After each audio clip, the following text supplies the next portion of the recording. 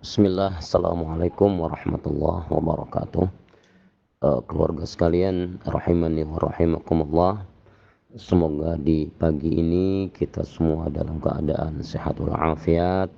Semoga Allah Subhanahu wa taala senantiasa memudahkan kita untuk beraktivitas, memberikan kelancaran, kelapangan, kemudian keistiqomahan di atas Al-Quran dan sunnah-sunnah Nabi Sallallahu Alaihi Wasallam. Kita lanjutkan tausiah hari kedua ini, melanjutkan hadis yang kita sampaikan pada pertemuan sebelumnya.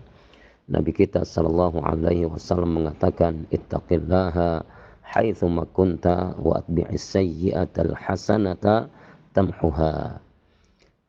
Wasiat yang pertama, Nabi kita Sallallahu Alaihi Wasallam memerintahkan kepada kita untuk senantiasa bertakwa kepada Allah dalam setiap keadaan. Kemudian wasiat yang kedua, wa atbi'is sayyi'atal hasanata tamhuha, agar kita mengikuti keburukan-keburukan yang kita lakukan dengan kebaikan. Karena kebaikan yang kita lakukan akan menggugurkan keburukan-keburukan tersebut, dengan catatan keburukan dosa yang kita lakukan itu adalah dosa-dosa kecil.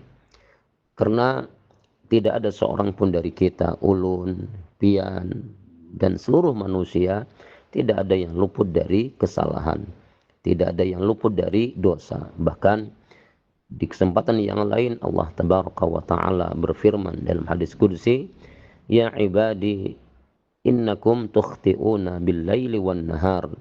Kata Allah Subhanahu wa Ta'ala, wahai hambaku, sesungguhnya kalian tukhti'una, ya selalu dan senantiasa melakukan kesalahan, melakukan dosa, ya di waktu pagi, di waktu malam.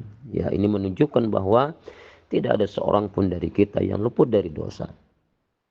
Dosa yang dilakukan oleh pandangan kita, dosa yang dilakukan oleh kedua telinga kita, dosa yang dilakukan lisan kita, kedua tangan kita, kedua kaki kita, ya, sehingga dipastikan bahwa tidak ada seorang pun dari kita yang luput dari dosa. Maka dosa-dosa kecil tersebut, ya, di antara keadilan Allah Subhanahu wa Ta'ala, di antara bukti kasih sayang Allah Subhanahu wa Ta'ala, itu bisa digugurkan, bisa dihapuskan dengan kebaikan-kebaikan yang kita lakukan. Oleh karena itu, maka berkomitmenlah kita untuk selalu melakukan kebaikan, kebaikan dan kebaikan, menebar kebaikan. Mudahan dengan kebaikan-kebaikan tersebut, maka dosa kecil kita, kesalahan kecil yang kita lakukan tersebut digugurkan Allah Subhanahu wa Ta'ala. Oleh karena itu, ulun mengajak diri ulun, mengajak pian sabarataan